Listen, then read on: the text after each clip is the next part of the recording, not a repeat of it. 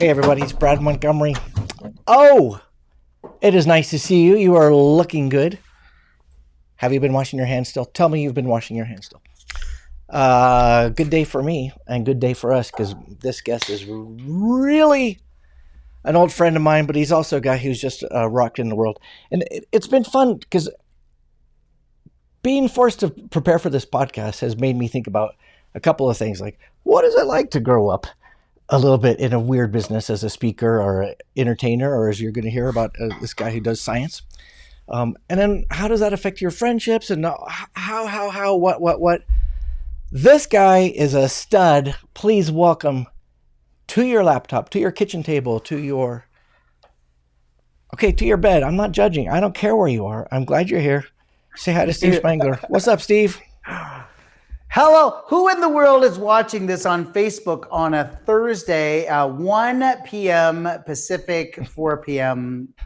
Eastern? Well, Seriously, who's watching this? The same people who are watching on LinkedIn. I didn't tell you about that. You're also live right now on LinkedIn. God, he's like Mr. Tech or whatever. You're fancy. You're fancy over here. Did I tell you this is where I've been standing for 15 months? This is where I've been standing. Higgins, will you show them where we've been standing? Look at this. So this is it. So if you take a look at this, this is the kitchen or the house that we've used to do our TV show DIY Sci. There's no furniture in this house. Literally, when the pandemic happened, I just started standing here and kicking out things. So my comment at the very beginning is, it was amazing at the beginning of this pandemic, how many people were on Facebook at 2 p.m. or whatever going, I need content. Would somebody please just do something? I need content along the way. So yeah. Higgins is behind the scenes right now and making sure that we're all okay from a technical standpoint. How's that? I was one of those people at the beginning of the pandemic. I don't think I would doom scroll on pick a social network. I was all over it. You look handsome today. Do you have a Zoom shirt? You have a nice shirt on. Do you own a Zoom shirt? No, I don't own a Zoom shirt. All right. So this is a phenomenon. But you kind of, go ahead. The idea is lots of people who are suddenly working at home, or for whatever reason, they're no longer in an office. They're wearing their jammies or a t-shirt or whatever they are. And then right outside the screen is the hanger where their Zoom shirt goes. So then, the boss is like, okay, we're having our meeting. And they're like, hold on. They put the Zoom shirt on. I've got a Zoom shirt right over there. No, I don't like that. Really? So you and I have shared enough hotel rooms. I mean, we there's so many things to talk about, but I was impressed as a kid that my grandfather always dressed up to go to work. And they'd already been retired, but my grandfather on my dad's side owned an antique store here in Denver. And I don't know that I can remember a time that I didn't see him in a suit. He was in a suit all the time. So, and then I remember, who was that? Who did the rest of the story? What was the guy's name on the radio? Oh, right. And now the rest of the story. I love that. That guy had he was a storyteller. Yeah, I'm so sorry. Paul Harvey, because people are yelling at me right now. Hey, Paul, and other people are like, I don't get this. I got to go back to TikTok. So Paul Harvey always said, you dress up every morning. You're not a savage. So you dress up, you dress nicely, you put on cologne. I found myself still putting on cologne during the pandemic, and my wife's like, why? Nobody's there. And you go, you're not a savage, for God's sakes. Make yourself look good. Comb your hair. So no, I come to work and we have no idea when the cameras are going to turn on or somebody's going to go, hey. So this is just how I feel best. How did we even get on this? What the heck? My grandfather shaved every day of his life, even when he was dying of cancer. I thought that was silly, though. I was like, I'm glad that generation passed. Do you really feel like you and I had a difference about that too? Yeah, because you didn't like dressing up to do shows. So you and my mom and dad got into a fairly heated argument about dressing up to do magic. You were like, wear a t-shirt and crappy jeans. It doesn't matter. And they're like, you wear a tuxedo. And so there's the two extremes that are there. But I remember we had this magic meeting. How weird is that to even say? We had a meeting of magicians that get together.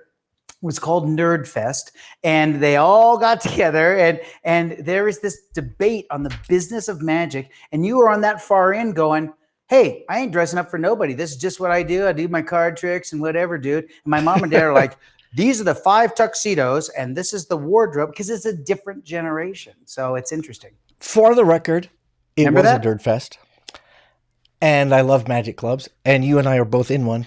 But you didn't characterize that argument exactly right.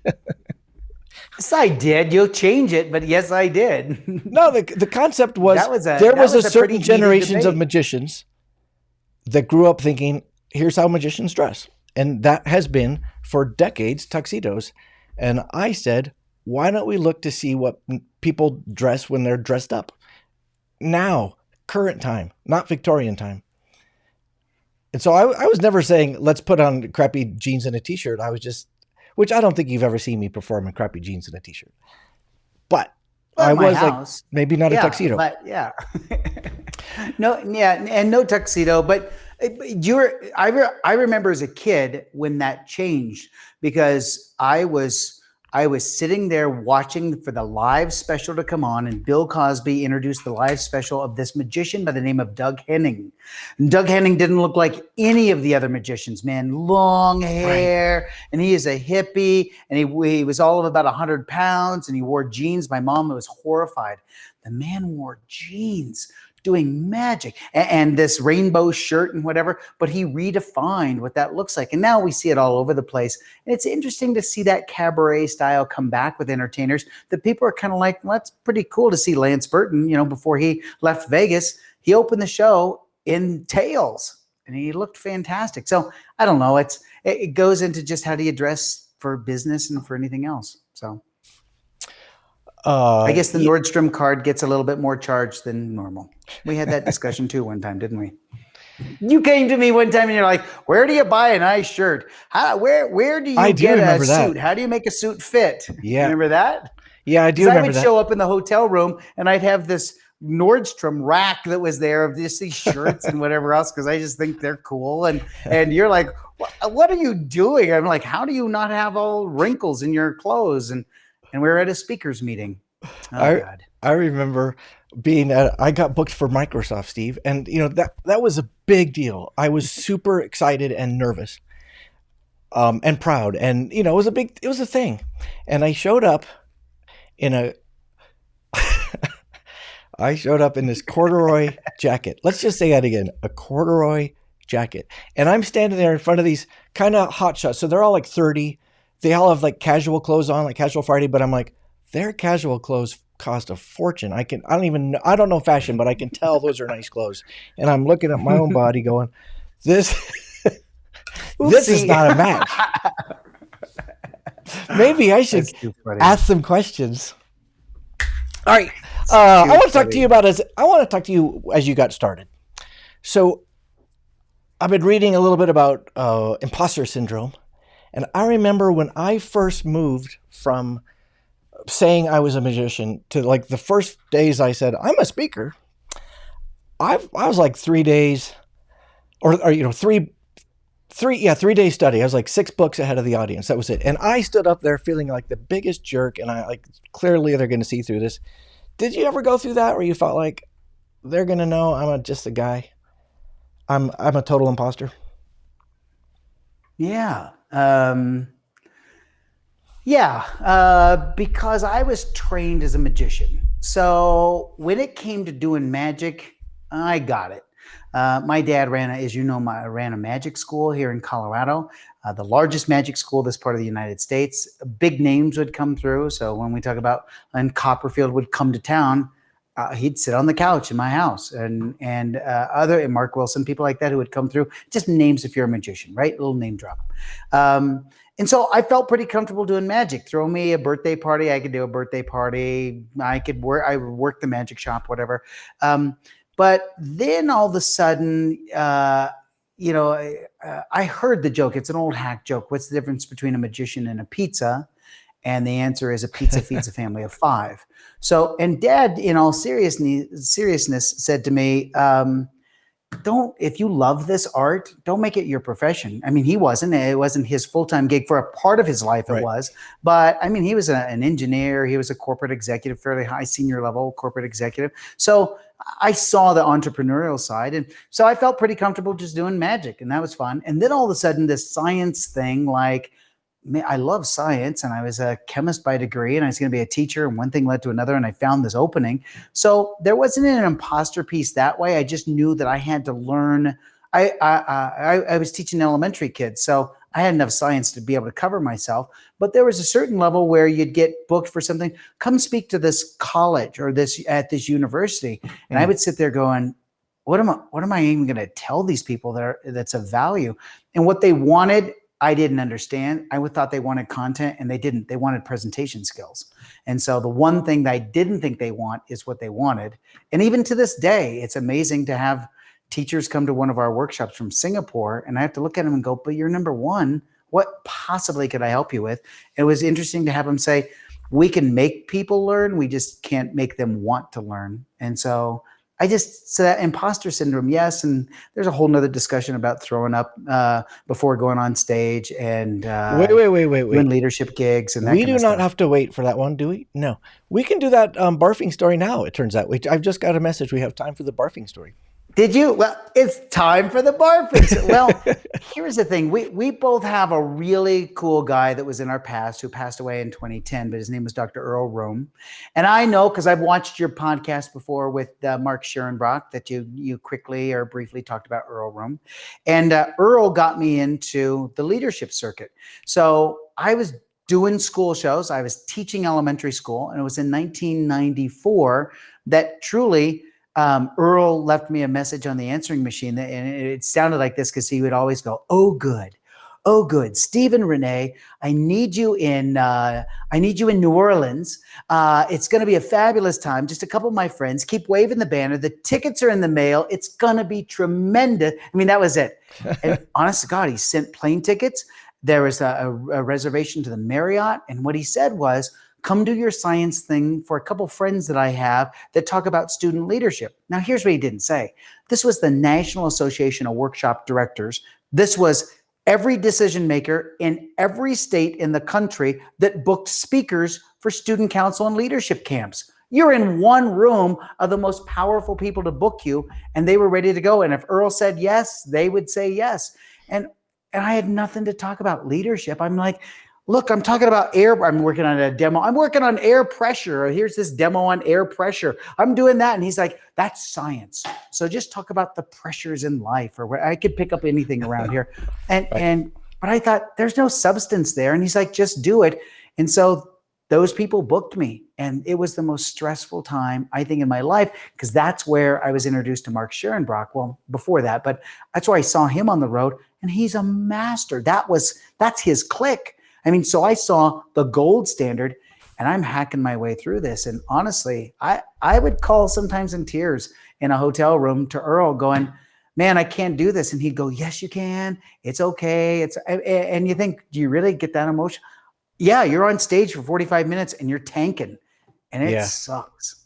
It sucks. And yeah. So did you barf before a gig? Oh, yeah. Oh, seriously? Backstage one time. Yeah, there was probably 1,000 kids. It was a state conference, a state student council conference. And I could just feel myself getting sick, picturing myself, I'm going to go on, because the guy ahead of me, it's just like doing a comedy set. When the guy ahead of you kills, and then you're like, I'm supposed to go on after that. And it psychs you out. So it's almost like you don't want to hear anything. You just want to go out and do your thing. That's exactly what happened to me. And so it was Ed Garrity. There's another name drop, a legend. And Ed Garrity was killing, and I was going to have to go out and do my little science trick, and for an hour. It was rough. It was really tough. And I just thought, how do you get better at this? And I figured it out. You got to log hours, thousands and thousands of hours, but you got to do it day after day after day after day. And I was on a different circuit. I was on doing my science shows at elementary schools and middle schools around the country. I'd logged 4,500 of those shows. So I was confident. I just hadn't logged the time in student council. And that was rough. It was an eye-opening experience. I don't share that often. Well, you're a master. It's fun because I've been your friend, but I'm also a fan, and it was kind of cool to go look at your website again, which, by the way, is gorgeous. and looking at some video of you on Ellen and your awards and Emmys and all these accolades and killing it on social media. If you haven't looked at Steve on social media, you should. But yeah, there are those times when we start. I wonder if it left a mark. I did this date. It wasn't that early in my career, but I was overmatched, and I went up there on stage, and it just didn't work out. And I was kind of the wrong guy for the wrong audience, and there wasn't a lot of buy-in from the administrators, the senior level. And what I did not go over. Actually, that's not true. The audience liked it, but my clients hated me. Uh-oh. It left a mark. I didn't just bomb. I had to deal with that getting home. I didn't You get called me on the way home. Think back to that. Remember you called me on the way home? I think that's right. Yeah. So have you ever had that where because no one can play at your level without having done that many shows. And if you do that many, you're going to have sucky ones. But have you had times where you're like, I don't belong. I'm not good enough. Oh, yeah. Yeah. And so I told you this, and the student leadership market isn't my market necessarily, but they were so kind to invite me, and I was supposed to talk about leadership. Well, I was only 1995. That means I was 30 years old. Is that right? Yeah. Yeah. So I think 30 years old, 29 years old, something like that. And I'm sitting there going, but I don't have any experience. And to this day, I'll say that my wife will hear me say, that guy hasn't even earned the right to be at the table to talk to us or advise us about this business thing. So now all of a sudden, now that I've sold 2 businesses, there are people, I'm doing podcasts. It's funny to have people that you and I respect in the business world go, so have you done your business book yet? And I go, no, I'm a science speaker. And they're like, you went through 29 years of business, man. I think like maybe 300 employees over that period of time. I think you might have some leadership lessons you could share. But I just didn't think in that way. And so even to this day with business audiences, I love talking about the science of engagement. I love showing examples, but I don't know that I'm the guy that you're going to call in if you're bleeding money and you need to find out where it's going. And then I realized I don't have to be that guy. But when our business was struggling, my wife said to me, she says, I don't need one of your little friends who's read a book about leadership. I need real people. I need somebody who's laid awake at night and cried herself or himself to sleep knowing you might not make payroll on Friday. She goes, give me that person and that person can help me. And it took a while, but she was exactly right. She's very smart. Very, very smart. Your wife is lovely, and yes, she's smart. Tell me about one of those times where you didn't do well and it left a mark. In business or on stage? Yes. What comes to your mind first? Like when I think about times for me on stage where it didn't go well, and sometimes I just waltz off stage like it's no problem, and other times I just felt it so deeply. I remember doing a business gig, and I always separate them between, am I doing something for teachers? Give me, ideal audience. Give me 300 to 500 educators in a ballroom in an hour, and it's gonna rock and roll. I'll guarantee it's gonna be a blast. But put 300 to 500 sales executives in the insurance industry in a room, and I'm hoping that I have enough experience to be able to connect. And this one time I was speaking to these marketing execs on the East Coast and did my thing, and they participated, and that was great. And I just remember going to the bathroom and being in the stall, just standing there, just because I knew people were going to come in for the break and didn't even think about it. And I overheard comments like, well, that was interesting. I wonder how much they paid him. That was just like, whatever. All right, well, we'll go back to the insurance session. Or there was something that was said that was like, oh my God, I'm here. But it was really important. And I should have remembered that because it was a secret that Renee, my wife, used to do when we were traveling together before kids. Right before, like I do a full day workshop, and right before the 10:30 break in the morning, she'd sneak off to the bathroom, and she was in there, and then she'd come back to me during the break and say, here's what everybody's saying. And it was great feedback. So It's really honest feedback. Like my wife says, "Did you know that your pants aren't hemmed right?" And I go, "No, my pants are freaking awesome." And she's like, "No, your left leg is shorter than your right leg." No shit. My left leg is a little bit shorter than my right leg. And so now I have to hem the pants, whatever. You can't just take them off the shelf. But who's talking about that? I'm teaching Bernoulli's principle. I'm teaching how to make science fun. And these women, or I guess it could be men too, but she just overheard the women going, his pants aren't correct. And I thought, wow, I guess that's good to hear this stuff as well. So did that leave a mark? Yeah. To this day, I have to have every damn pair of pants done correctly and tell the tailor one leg's a little bit different than the other leg. So that left a mark. Stupid. But there was one that left a mark. Can I hear? Oh, hold on. There's one that left a mark that changed everything. And it was defining from the standpoint, like, when you do material and you know the material well enough that you can do the material and actually be thinking about something else while you're doing the material. So I tried to never let myself slip into that transcendental meditation mode, where you're just completely gone. But if you could focus in on the audience. So I started getting mad. I was doing school shows. So I would do 5 shows a day, an hour for each show, 3 days a week, 13 years. Okay. And everyone was kind of the same. I'm in an elementary school. Kids are in the middle in the gym. Teachers are in a horseshoe around. Right. So you know what I mean? So so then I started focusing, like when I got the material down, then I'm just focusing on teachers because I wanted to see if they were watching. And early on, I had teachers who would read the newspaper during the assembly. Yeah. Man, that made me mad. And so I'd focus in on that one person going, I'm going to get them. Or grading papers or something. And the more engaging I got and the better the speaker I got, the more they'd put the newspaper down. So it was a metric for me. But I got done with this show. I was in a DPS school and got done with the show, and it was pretty rockin' fun. It was one of those where the principal introduces you, principal's ready to come back out again. Probably had 300 kids on the floor. I probably had done 2 or 3 of them at that school for that day, but this is the last one. And there was a teacher. Let's just say that I'm looking at the audience. There's a teacher over at about 10 o'clock who was sitting there. And I could tell she was agitated. I'd do something, kids would laugh. And the more the kids laughed and the more the kids would raise their hands or something for a bit, the more she was agitated. So I knocked the smoke rings out at the very end, knocked the cups off. Principal came up to say thank you. And I whispered in his ear, I'm going to cover for me. Just do a recap real fast. I'll be right back.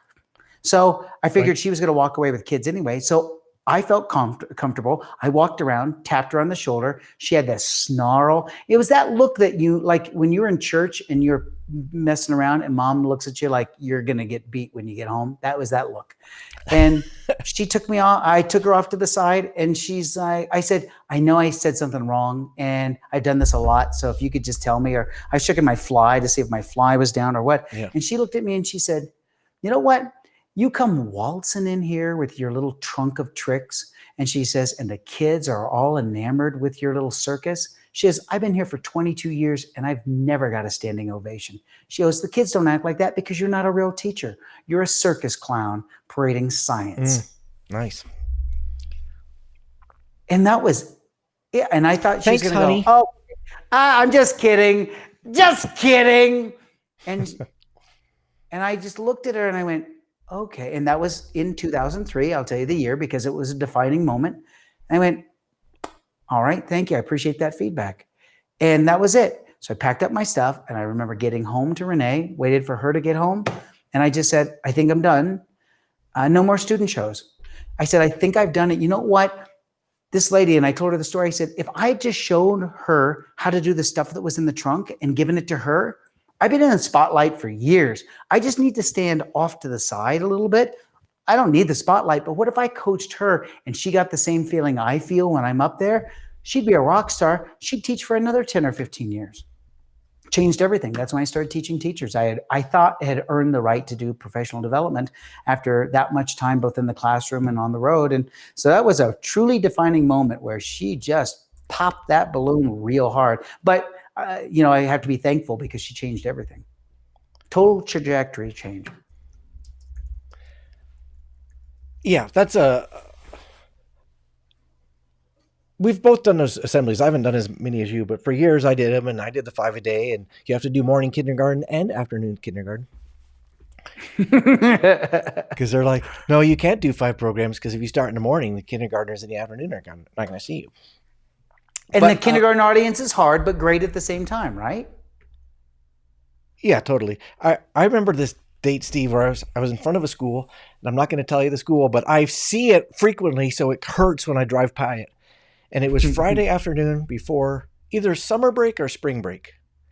And it was hot, and the gym was hot, and the kids were hot, and they were super antsy. And it's like, I don't know, if they get out at 3, it's like 2:20.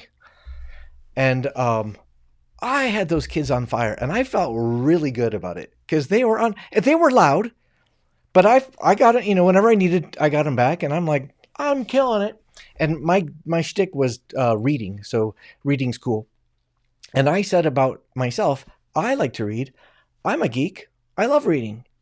And hold the phone, because the principal called me in, or I don't know if I can't remember if she told me that day or whatever, but it was upsetting, and I ended up back in her office, like driving in, and she reamed me a new one because I called myself a geek, which was like creating names. We don't create names. We don't use names at our school. I'm like, I thought whatever. And like, those kids were on fire. They were so loud. And I'm like, you're welcome. But that gave me all kinds of doubts because I didn't quite understand what she was saying. And I think, knowing what I know now, I wouldn't have taken him to that height, because it's a little alarming when they're that on fire. But also, I'm like, it's a Friday, whatever. But let me argue. Let me present a counterpoint to that. I think so. Even a bad speaker gets to be a good speaker after 4,500 times of doing the same thing. So one of the badges of honor was to be able to let the kids get crazy, to lose their mind, and have them back like that. To have a teacher come up to you, a veteran, to look at you and go, I thought you were in trouble. And then all of a sudden, they're in the palm of your hands. Amazing classroom management. And I thought, I got to look up classroom management. What does that mean? And then I met Harry Wong, who wrote the book on classroom management. And you look at the techniques and you go, oh, I guess I was doing that. I didn't know I was doing that. So I love getting them to that level and then bam, bringing them back and having them lean forward and then doing that review at the very end, the test. So my little claim to fame was, all right, I didn't tell you this, but there's going to be a test. So put your notes away. And the kids are like, we didn't take any notes. We're in the stupid gym. And I'm going to ask a series of questions. These teachers are going to keep track of your answers and you all are getting grades. Well, of course, they scream out the answers and they've got it and they've got details. Why? I just fed them the information. But that callback, I said, so you did learn and you didn't even think that you were learning, and you could hear a pin drop when those kids, and you know who you have to thank for that? Great teachers. You let me come in today and I got a chance to see that. But right now, you're going to turn, I'm going to say goodbye, and you're going to clap for those amazing teachers that made today happen. All of a sudden, they became the rock star. I'm done. And you could see a teacher every once in a while go like this, thank you. And that was cool, to get a nod from a colleague. And I'm a traveling science communicator. Nobody even knew what that was. Now, an informal science educator. To get a nod from a real teacher doing the heavy lifting was totally fantastic for me, and even pushed me a little bit to be able to go, maybe it is time for professional development. Maybe I have something that I could share with teachers to help them become more effective in the classroom. And you do, and you have, and you're awesome at it. You and I could talk about being on stage and learning stuff on stage and doing stuff on stage all day, and we might come back to that. But people are bored because they're I want to go away from. What are they talking about at stage? Stick with me. I'm going to tell you a story about me, but it's really a question about you.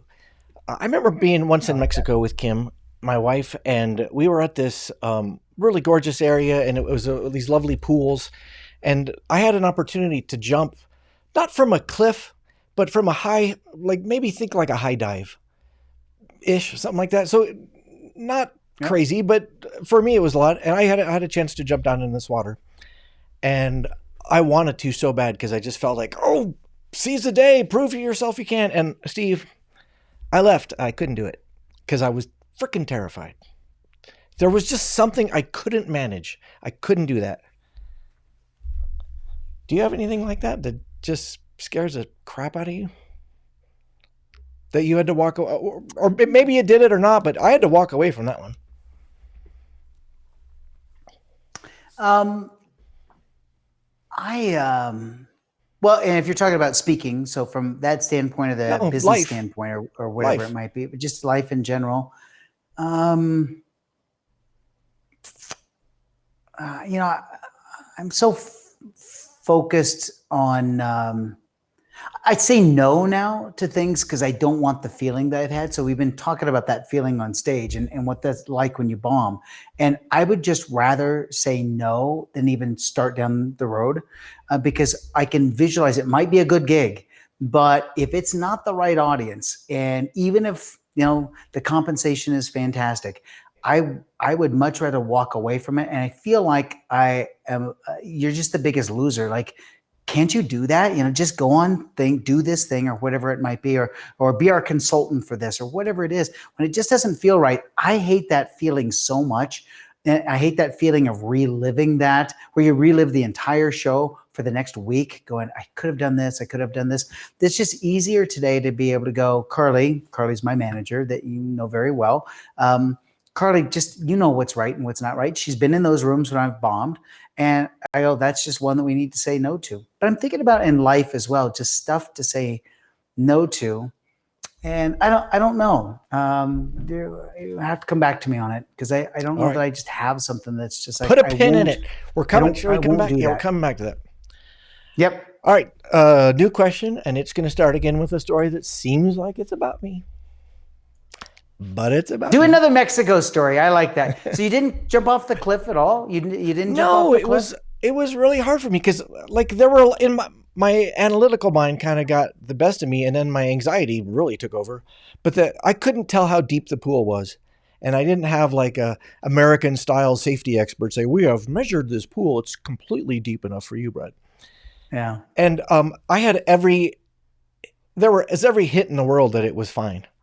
Like, there was enough of me that realized it's fine. But, man, I couldn't overcome that. And that was especially hard, I remember, because I think of myself as a guy who can do those scary things. Whatever it is, I'll do it. Yeah. And I couldn't do that one. It's okay. It's okay kind of thing. Well, yeah. Life didn't change, but I'm just curious if you had any of those. Let me switch back to I'm trying to get into your personality. Can you tell? I play roller hockey and I'm not very good at it, but I have a lot of passion. And my personality is not good for roller hockey because it's mean. It's a mean sport. They push and they shove, and then sometimes they yell mean things like "you stink." And my friends on my team take care of me because I come off the rollerblading rink and I'm like, that guy's mean. He hurt my feelings. I don't like that guy. And they're like, dude, you suck. Toughen up. You're too sensitive. Yeah. It turns out I am too sensitive, and that is a pain in the butt when we're playing roller hockey. And honestly, in life, it doesn't always serve me well. But man, it also is my superpower, because that sensitivity has really helped me with my stuff on stage, and it helps me deal with people just generally that I'm pretty sensitive. I'm wondering about you, Mr. Spangler. Do you have a personality trait that is both awesome and ridiculously frustrating? Like a kryptonite superpower thing? Yeah, you should.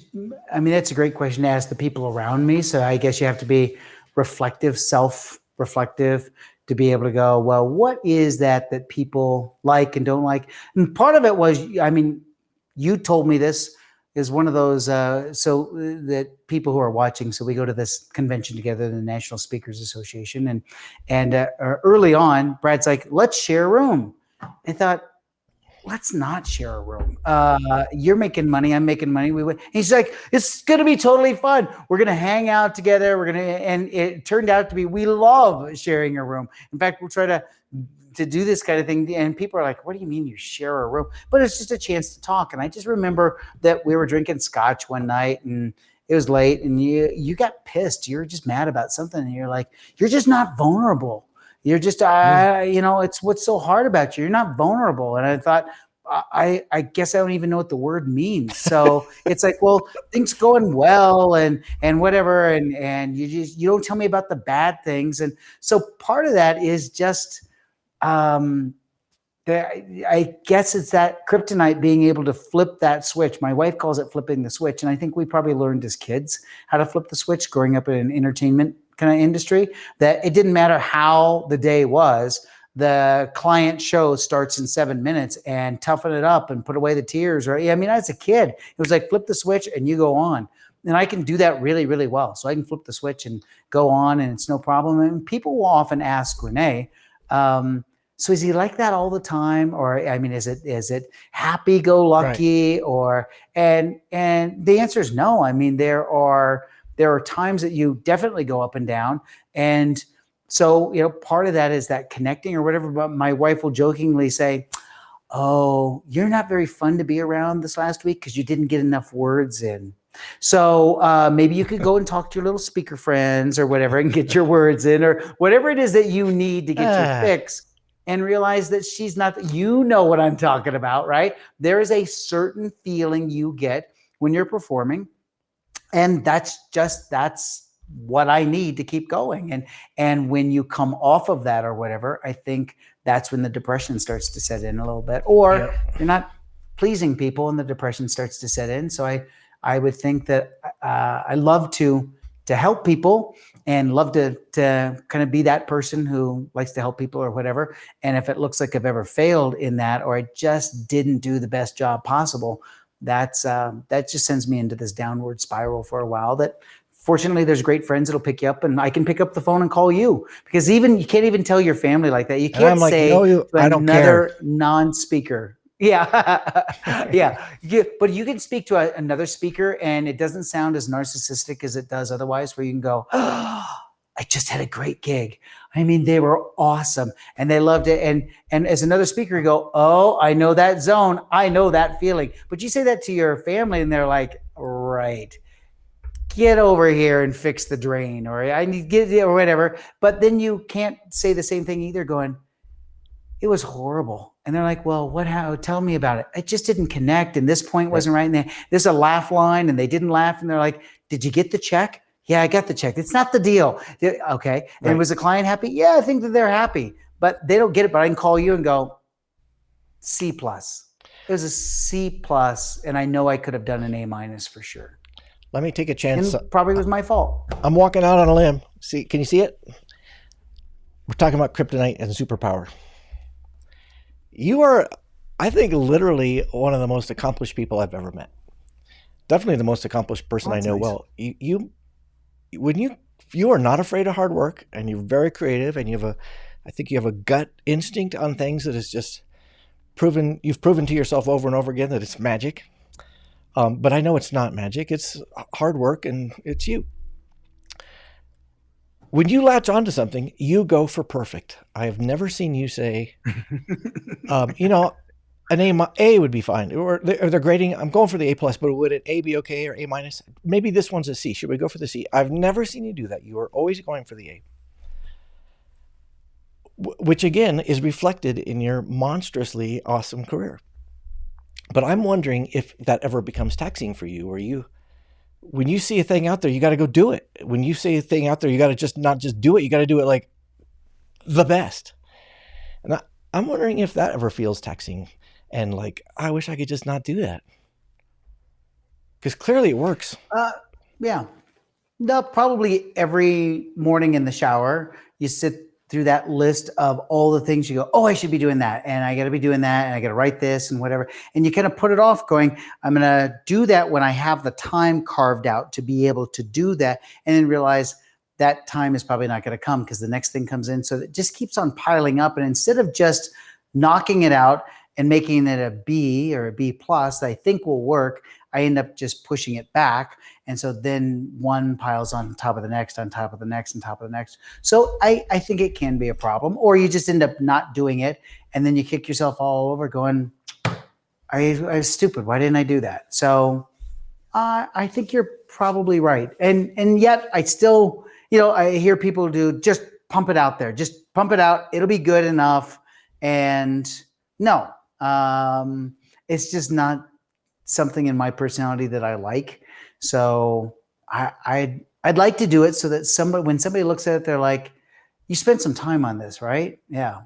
So, I don't want to. I had a company called Be Amazing Toys, and I didn't call it Be Okay Toys for a reason, or Be Fine Toys for a reason. I thought, well, if you're going to teach somebody to be amazing, then teach them really how to do that. And so to your point, you kind of pour everything into it, and hopefully it works. And so I guess that means that you're a little bit more selective with what you jump into, and maybe that's reflective of just not jumping into other things. I guess, I'd love to jump in and play golf, or jump in and play tennis a lot or whatever. And a lot of that's like, maybe I'm not going to do that. Or you're a great drummer and I'm a mediocre drummer at best. And you've been very kind to me, but that scares me because it's like, if I get into this full throttle, then what am I going to have to give up to get really good? And I'm thinking, I'm 54. What do I need to get really good at the drums for? It's just me turning on music and banging the drums, which is totally fun. But I think I'm fearful sometimes because it's like, well, I guess I can't be the best at that. So what else? Now I we guess are I'll on to keep on something. working on this. I love the direction that you just took us. Yeah, because I mean, the drums is a good example. You start a new hobby. You're allowed to be mediocre at a hobby. It's a hobby. But you kind of hinted that's hard for you because you're like, but I'm always freaking amazing at everything. And I'm not sure I want to. I wouldn't say that. No, I wouldn't say that. I just take pride when somebody looks at something and they're like, wow, you've been working at this for a while. Or whenever you're around somebody, that's why that sense of jealousy that I think, I'm going to speak for everyone, that maybe we've all had in our whatever it is that we do. You see somebody else doing the same thing you're doing, you're like, uh-oh, they took that or this, or that kind of thing, that comparing kind of thing that they talk about. Then all of a sudden, how fun it is to be in the audience and see somebody just fire it up on stage and just connect. And you're like, I'm in the presence of a master. That's pretty fun. It takes a lot to get to that point, but I think I realize that, okay, that wasn't overnight, man. I know you put in a ton of work. And I just don't want to put stuff out there that's half-assed, that people are like, so are you dabbling in this now? No, I don't want to dabble in something. I wouldn't expect you to do anything half-assed with your career because your brand is excellent. So I wouldn't expect you to put anything mediocre out. I'm just talking kind of in life. So that's why I think you brought up drumming. I think it's such a great example. There's so many things I could not be good at, and wondering how can I be at peace with not being good at that. Let me give you an example. We are aging. You and I are the same age. We're 21. What? And Higgins, we're getting older. I've been watching my dad age, and he's a hardcore skier, an expert skier, and he skied up until 2 years ago at like 83. And the way he did that was to let it go, meaning he had to say, I won't go as fast, I won't go as steep, I won't go as hard, I won't go as long, I'll just be at peace with where I am. And I'm like, who can do that? That's ridiculous. Skiing sucks if you can't do those things. So somehow he's able to let it go in a way that I don't fully get. And I'm just wondering if there are things in there in your life outside of your job, outside of the public Steve Spangler, that you're like, yeah. I was there was at one point in my life, I would say, as a pretty good magician. Some tight sets. It was good stuff.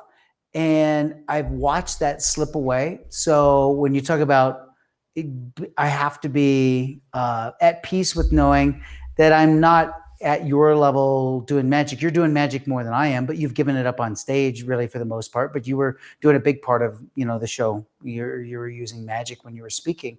But even when it comes to just friends coming over and it's terrifying to go, all right, am I going to make myself do the card trick that I've been practicing, or am I going to make myself do this, or am I at peace with not having to do the card trick and be kind of like the life of the party where we're like, oh my God, that was magic, and you feel like you just got to do it again. And so maybe you're hitting on something that's there. I mean, I love doing magic, but I just know that unless I put the time in, that I'm not going to be as good as I used to be. And I'm okay with that. Right. And I still show up at the magic meetings and I still like to perform a little bit, but I'm not really eager to go out there and do a 20-minute set. I'm scared of that too.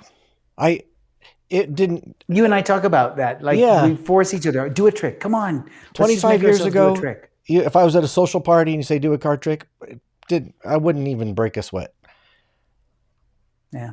And now it's like, which one? I'm panicked. I'm not sure if I can remember it. What if I suck? Yeah. But doesn't that give us the ability to see, I hate to say that, the young kids who are in that situation? We've been at those parties before where there's a magician or somebody they're just can't wait for somebody to go, so you do magic? I just happen to have a deck of cards here, and you're like, oh, I remember being that guy. And it's kind of cool not to have to be that guy. It doesn't mean I don't love it and I don't love the art. And then you look at it and you go, oh my God, is that guy good? How many hours of practice for just that one move? I mean, a move that you didn't even see. He changed the top card and you didn't even see him do a top change. And you're like, oh my God, I know what that takes. And to be at peace going, I'm never going to do a top change like you did. But it was awesome.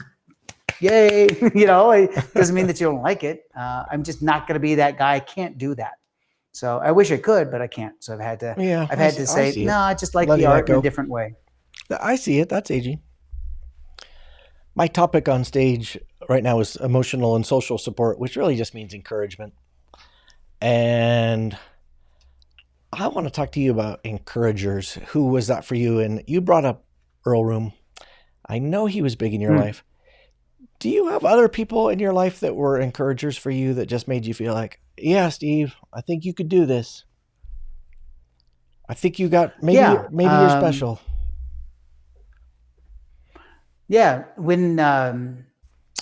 So I was, when I was in high school, still big into magic. If you went back now and asked people, they wouldn't remember he was doing as much science in high school as I was doing magic in high school or whatever. So it's kind of a big deal, and talent shows and whatever else. And my dad was a chemist by degree.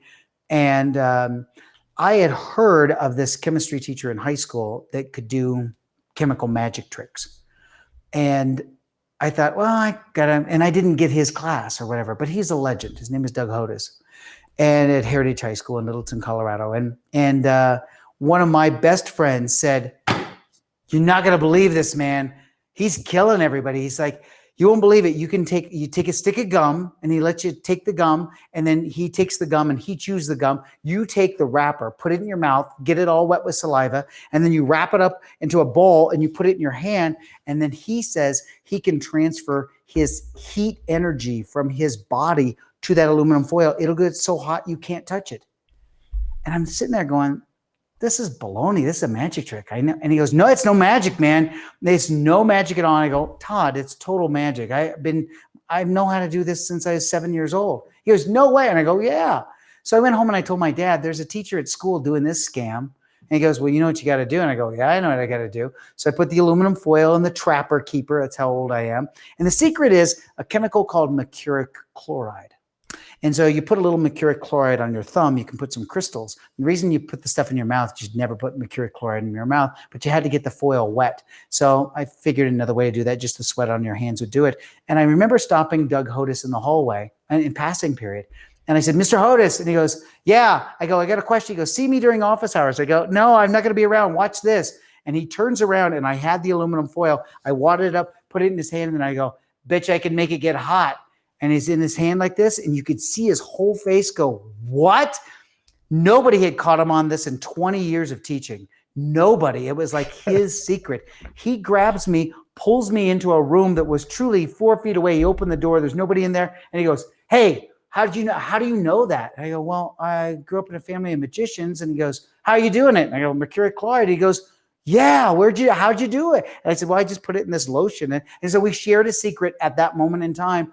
And that's never changed. Today, I had a call from Doug Hodis. So today I talked to Doug Hodis about something that I'm working on right now. He's the guy that changed everything for me. He looked at me like, so you should be a teacher. I'm like, I'm not going to be a wait, teacher. he said My that? mom and dad said not to do that. Oh, yeah. He's the one that goes, you should be a teacher. So when I passed out of all the chemistry classes when I was a junior in high school, he's like, I'll make up a class for you called an independent study in advanced placement chemistry. It's just some crap like that. And he says, and I said, what am I supposed to do? And he goes, I don't know, make demonstrations for me. Here's this new book. And it was a new book from the University of Wisconsin, Madison, by a guy by the name of Bassam Shakashiri. And he goes, read this book, do the demos, and then bring them in and do them in class.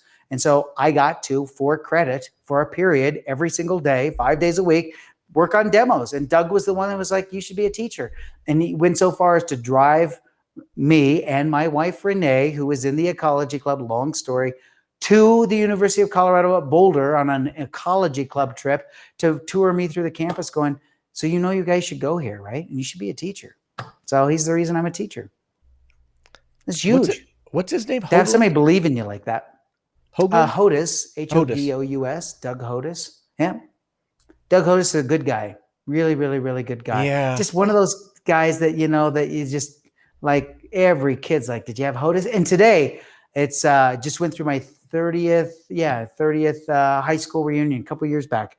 And that's what they talk about. Like, hey, is Hodis still alive? Are you still teaching with him? Or I saw him on your Facebook page, or, it's that kind of thing. I mean, he influenced me so much that when I was in college, I went back to that high school, to the high school I graduated from, and worked a deal with the principal to get a position on that, if something opened up, to be able to teach with Doug Hodis. And it didn't happen. One thing led to another. That's a much longer story. And I ended up teaching elementary school. But as soon as he retired in 1996, we hired him. And so we taught together for 21 years before we were done. We were doing professional development together for 21 years. That's such a good story. So that's a pretty important guy. Do you have peers in your life that made you feel like, yeah, I think you got something special? Yeah, there's this guy by the name of Brad Montgomery. He's been honest with me and supportive with me, and he tells you the real thing as well. I mean, what's so great about our friendship is that truly we can be honest with each other and just say, I'm having a hard time with this, I'm not. And you're like, stop it. Yeah, I mean, you're going down the wrong path. You have no problem going head to head with me. We've had a couple instances where we really have gone head to head. And it's at the very end, you're still great. You're still best friends, and you still are like, let's go get some scotch, or, and yeah. So you've been tremendous in this tough world of speaking. Aww. Sometimes I think this world, wait, is this being recorded? Or is this live? I'll get Renee in trouble for saying this, but she'll say sometimes it's hard to go to a speakers meeting because the heads are so big you can't even walk through the room. It's like you're just bouncing through a Macy's Day Parade, And it's like, Renee, be nice, they're friends. And she's like, yeah, I know, they're fun, but some of these people, they truly are 2 steps or 2 chapters ahead of whatever the audience read 2 days ago, and whatever, So, and then she goes, and then there's some real deals. So it's been fun to have those gold standards, those real deals. Somebody who's totally grounded. I consider you one of those people. John Cilio is one of those people. Of course, Mark Scherenbrock and his wife, Sue, huge for me. That's my gold standard. And they kind of messed it up early on because I did his sound reinforcement. I wasn't a speaker, and I was just fresh out of college. I was a DJ, of all things. I was doing a sound reinforcement gig at a high school in Colorado, and this hotshot speaker showed up and required a professional sound system. And he wasn't going to use the sound system at the school. And I understand now why, because Mark was this is his thing. That's Mark. And so for $200, they hired Sweetness and Company to come out, and I put the speakers out and and I sat there in the bleachers controlling his volume for 65 minutes because he asked me to record it. And I remember I didn't get the last little part because I was fumbling for a tape to try to catch that last part after flipping everything over.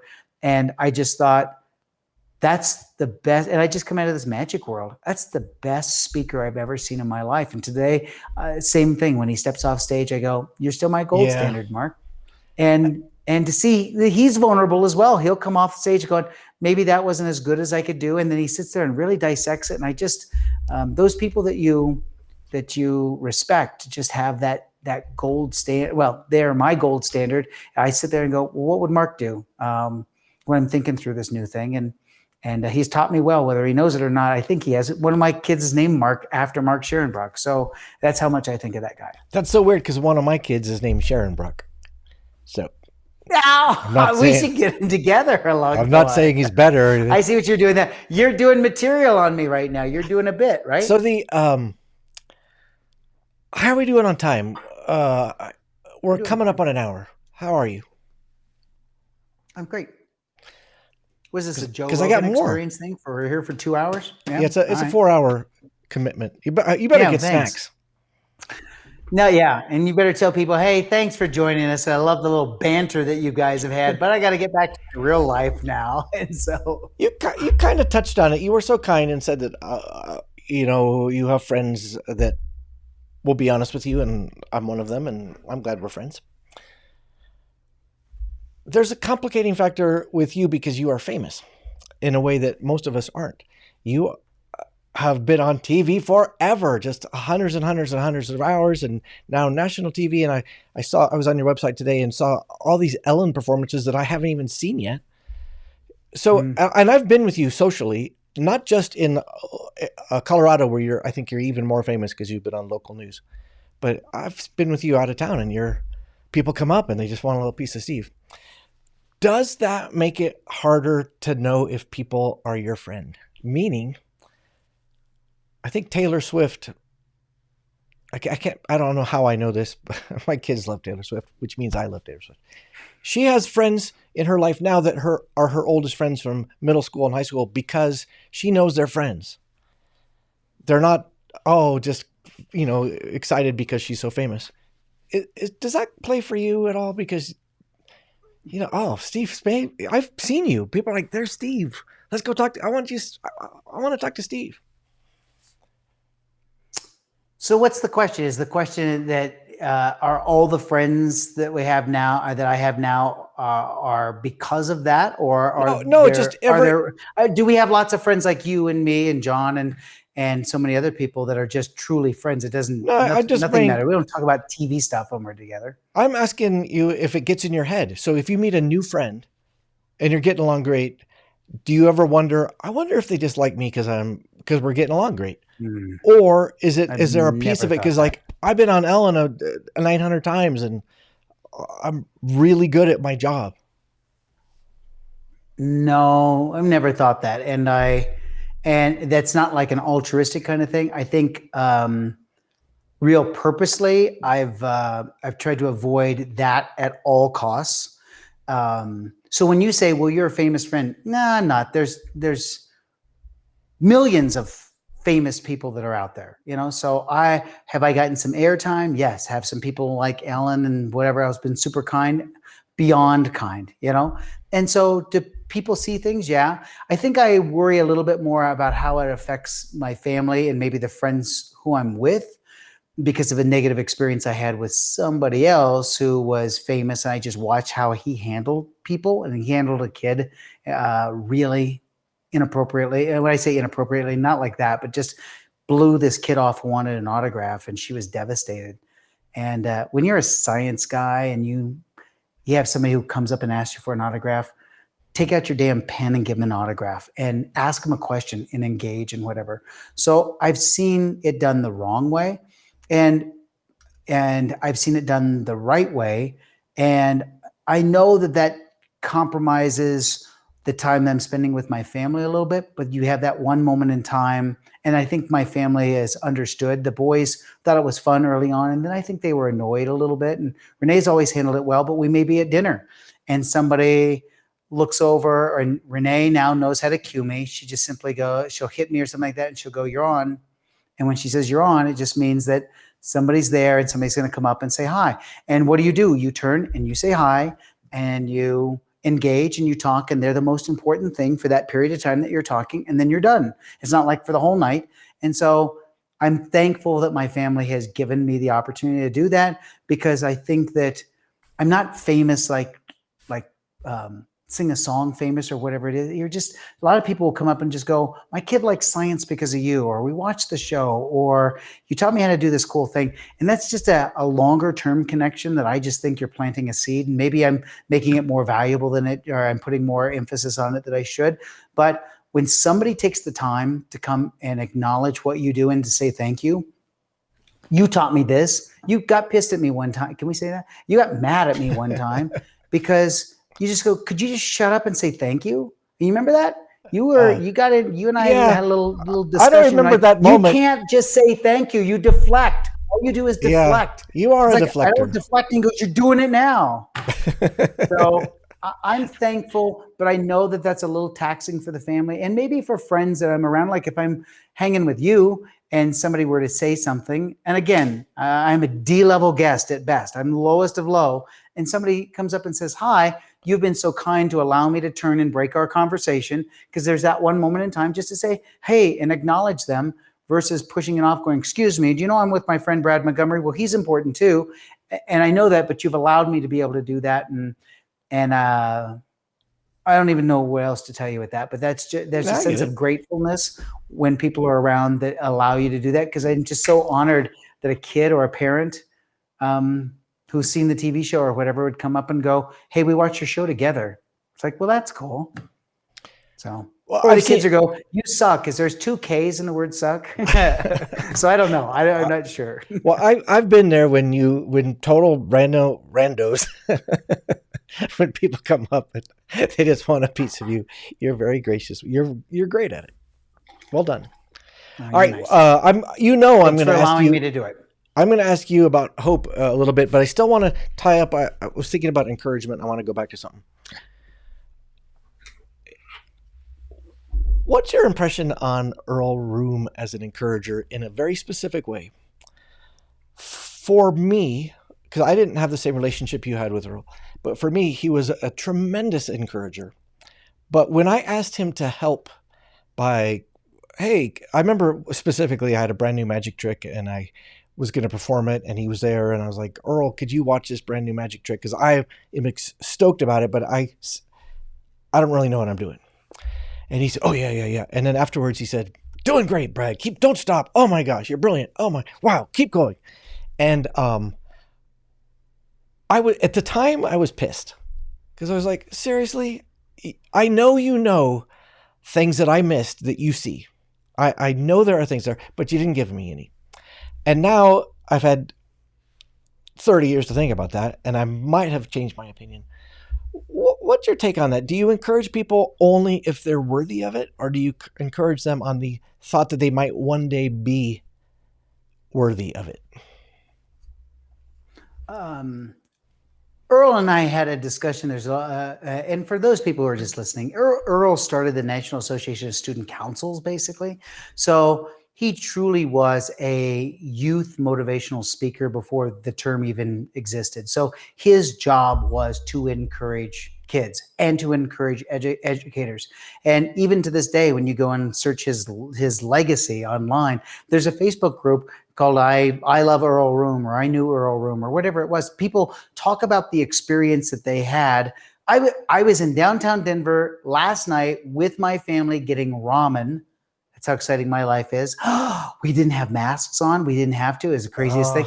I ran into this friend who I knew from the student council kind of thing. And he said, my wife knows that you know Earl because she was at his camp and he was life-changing. Well, what was it? And that's crazy that you would ask that. She's like, he just validated everything that was great about me. He knew everything about me. He was so encouraging. And to be honest with you, I don't really know that he knew all those kids all that well. He was just one of those people that you wanted to be around because he made you feel good. And I asked him one time, we were driving, we had a week of gigs together in Kansas, and we would go from school to school to school on this leadership kind of tour. And I asked him, very few times that he would ever let his guard down, and you get to see the real Earl, and then the whole nother discussion. And I said, how do you just know? You just make people feel good. And he goes, well, that's my job. He goes, it's your job too. You find the greatness in people, and then you hand them off to the next person. You're just a piece of the puzzle. So it is your job to do everything in your power. He used to have this quote. It says, love is doing everything for another human being to make them the best person God could have ever created, or God could have ever wanted, or something like that. And he goes, it's our job to get them to that point where they feel confident in whatever it is that they're doing, and hand them off to the next person who will help support them as well. You're just a champion of the cause along the way. You're not funding the cause. Right. They already have the spark. Your job, Steve, is as a champion. And that's to that point. Stay right there. Higgs, do you know where my briefcase is? This is one of the few times. Oh, you know what? I think I put it in the other room. This is one of the few times I don't have the wallet sitting in my pocket, and that's a funny Earl story. But there's a reason why he would do that. Earl was known for a lot of things, and Brad, we would just sit there and watch him do the thing. Thanks a lot. Hold on. He would do his thing. As you grab your wallet, I still want to ask you, like, what do you think about that as a tactic, as Steve Spangler? Do you have to encourage? Yeah, this is leading to it. No, this is leading to it. So let me go with it, and I'll show you why. Because there was a charge. I mean, it wasn't a suggestion. Here's what Earl told me. I hit the road very early on, and before I did one of those first gigs, he had me come over to his house, and he said, this is what you do. And you and I know he would do his thing. He had a button that said belly on it, and you'd flip it up and go, do you want to see my belly button? And you'd see the belly button. He'd make things squeak, and he had a nose and whatever else, but he had his wallet that caught on fire. And I'm telling you, it's probably 35 years ago. I have many of them. I now own all of his fire wallets. When he passed away, before he passed away, he gave me the box of every one he ever carried. He never threw it away. He would wear them down to nothing and put them in a box. And he told me, he says, I kept the box just to remember the thousands of people that saw that. And so it's like this. Stand by. This is really impromptu. All right, so stand by. So here, and he'd go, all right, so here's your wallet. So here, put the lighter fluid in this side. And people watching this, if they're even the 3 people who are watching, are like, there's your fire wallet. And then you put a little bit of money on that side. Got it? Some people are going to be listening to this. Put it in your back pocket. They're going to be like, yes, some people are listening. So this is a wallet that catches on fire. It's a double-sided wallet. So there's a sparker on one side. And Earl said to me, here's how you do it. And I said, Earl, I was 25, I think. Earl, this is yours. You do this. And he goes, no, this one is yours. I bought this for you. So this one's yours. And he goes, every day you wake up and you put the lighter fluid in it, and every day you put it in your pocket. And I said, yeah, but I'm not performing every day. And he goes, you have no idea who needs to see this. Somebody in life needs to see you do this and make the wallet catch on fire like this, ta-da, and then turn it over and show the money and put the thing back. And so that's what I would do forever. And so I've learned to do it 1,000 different ways.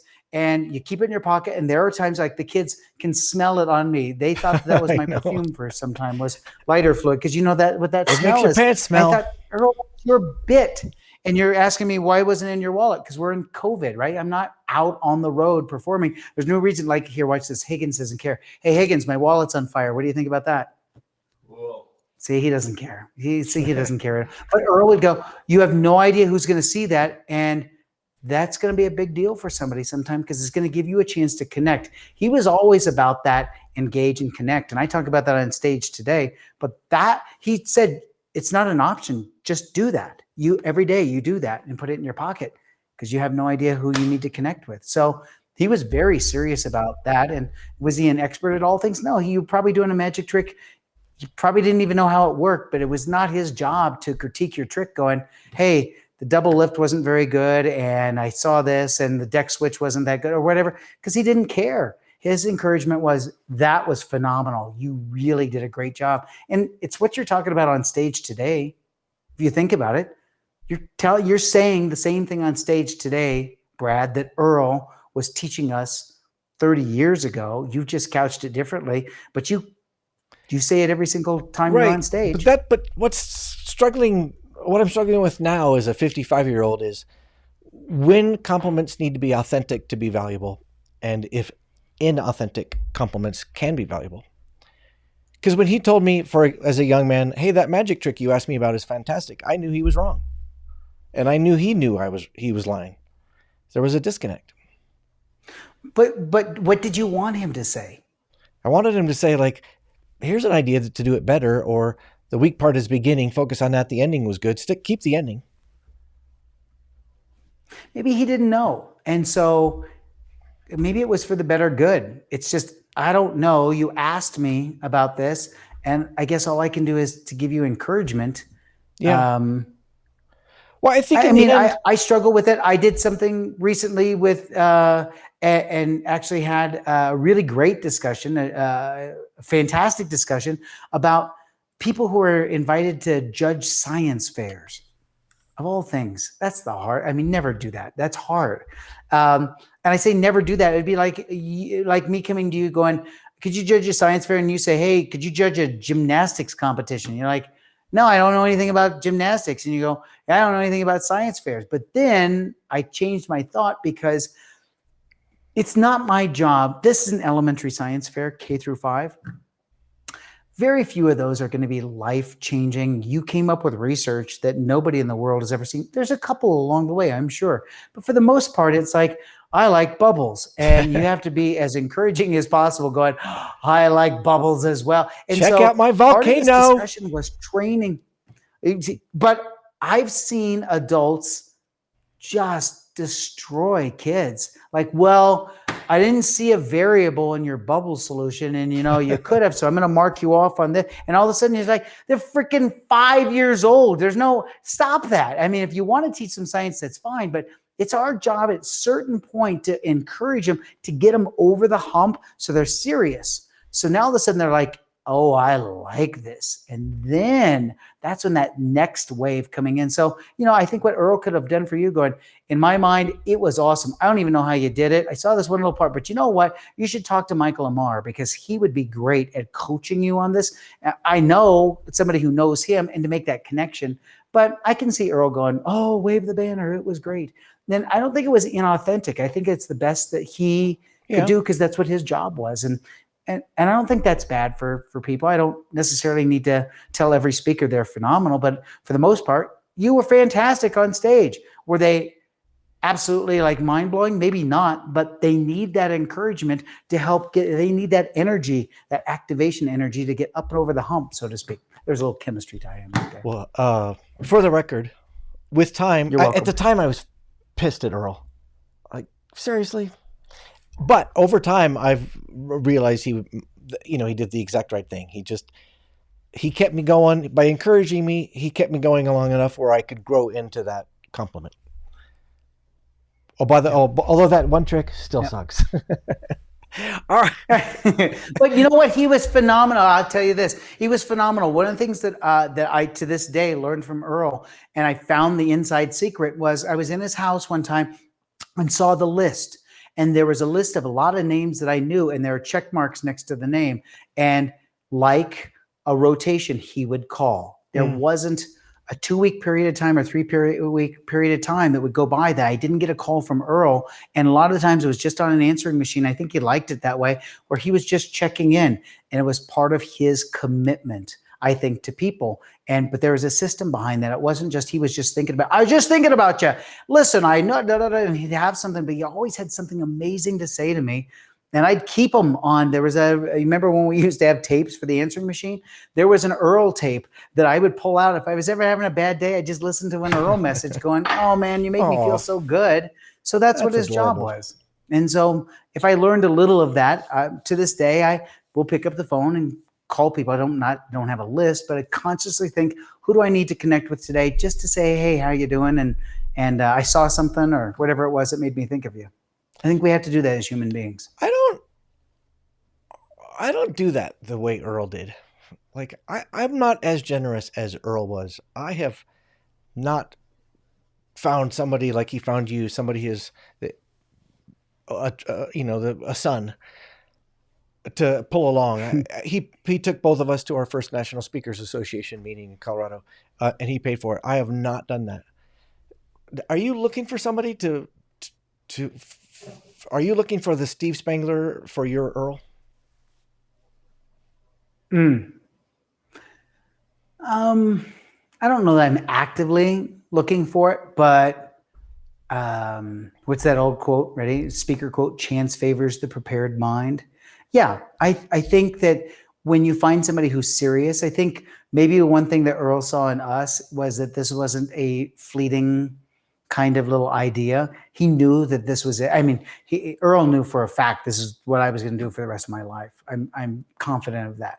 And so that investment in time, and you and I have both had discussions about giving people advice. You know how people are like, I'm going to take you to lunch and pick your brain, Brad. And I like to spend, and then you spend that time, then a couple more weeks and a couple more weeks. And then all of a sudden they just dry up and it's like, oh, I thought about something else.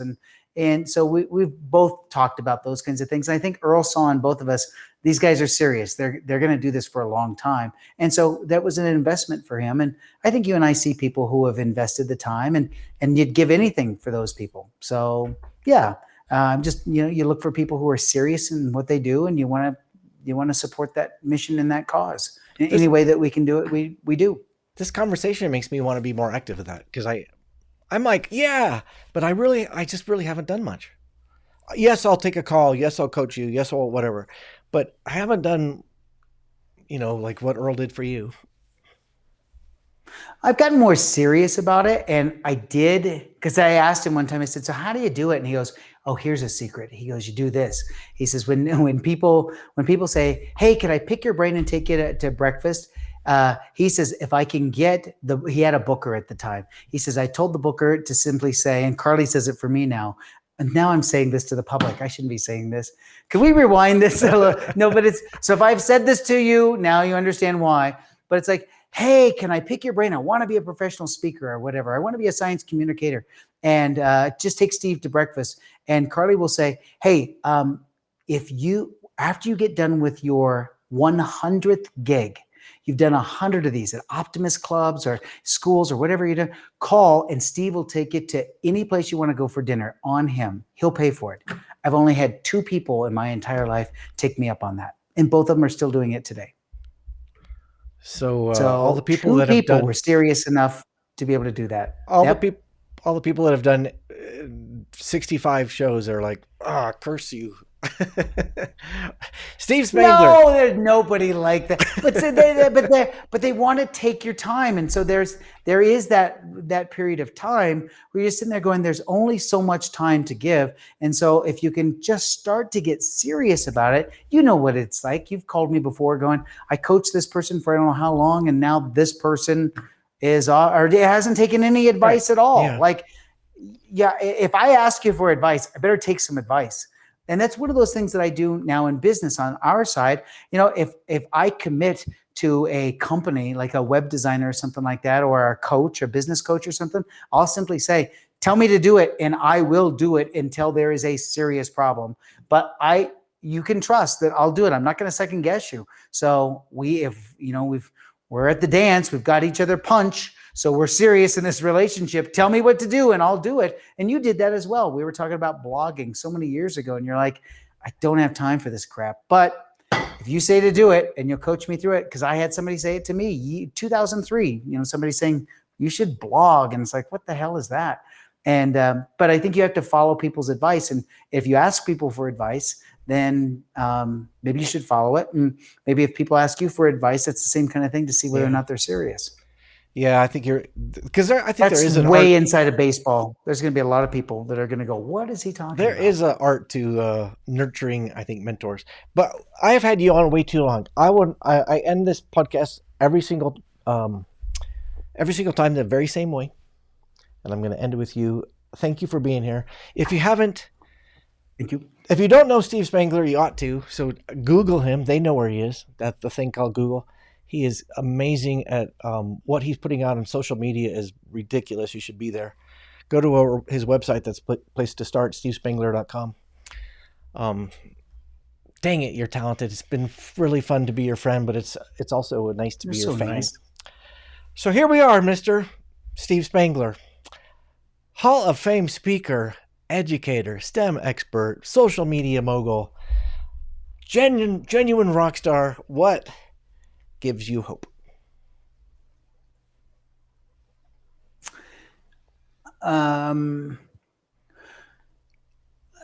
We're at a point where I've got 3 boys who are all in college. Well, Jack just graduated from college. And I think what gives me hope is sitting around the table and realizing that I don't know everything that they're talking about, that they have reached a level where I don't get it now. And I'm kind of I'm not saying I'm on the back nine. Okay, I am on the back nine, but I can't even see the freaking clubhouse. Okay. I'm still on hole 10, maybe, I'm hoping. But what gives me hope is to listen to them talk and to have a serious conversation when they invite their friends over, when we're just with them, to listen to them talk to each other. I'm hopeful that they're going to fix some of this stuff that we're going through right now. They may not have the solution, but they take it far more seriously than I think I did when I was 19, 20, 21, that age. And it gives me hope that they got a lot of this figured out, or at least they're faking it. And that gives me even better hope, right? But that they got it and they're taking it seriously. And to be honest with you, it gives me hope that you're seeing young teachers who are coming in, seeing the problem in the profession that I'm in right now. And they don't want just the worksheets, and they don't want just the easy way out. They're not going to read the script. I love to find a young, defiant teacher going, I'm not reading the script. I'm shutting the door and I'm teaching it this way or what. And you're like, oh, this is good. This is good. But I think it's just that sense of caring. I think if we saw young people who didn't care, that would be just depression would set in hard. But they care so much that I don't even get all the stuff they're talking about. And they look at me like, kind of getting older, Dad. And you're like, yeah, I know, but still can I hang with you? And they're wonderful human beings. But I know that their brains are thinking about things that I didn't even consider until I was much older. Did that answer your question? Because that's absolutely from the heart, and maybe it wasn't what you wanted. No, you did great. What I heard is seeing young people, kids or young teachers, caring and jumping in and being willing to pick up the ball. Yep. Am I close? Yeah. And the last part of that is, yeah, it is. And they're concerned about other people more than I think I was at their age. They're concerned about, will that hurt anybody? Is this a decision based on the greater good? One of my sons last night was talking on the way home in the car ride, you could make a lot of money, but is it really good for a business to have growth every single year? Because they're using more resources and they're taxing the system a little bit more. And then they have to grow even more and they've got more employees. And I said, I never thought those things in my life, really. I always thought you just grow your business and you grow it, and that's a good thing and that's success. But they're thinking about things I just didn't even think about. Yeah. And so I think it gives me a lot of hope that they're far smarter than I am. And if you can surround yourself with those people, that's pretty good way to live out the second 9. We agree on that. And I know your kids, and you're right. They are, in fact, smarter than you are. I know your kids too, and they are as well. I kept you way too long, but I'm so grateful. Everybody, stevespangler.com. Steve, I'm grateful for your time. Hold on with me. Keep washing your hands, everybody. Get that second shot. Have a great day.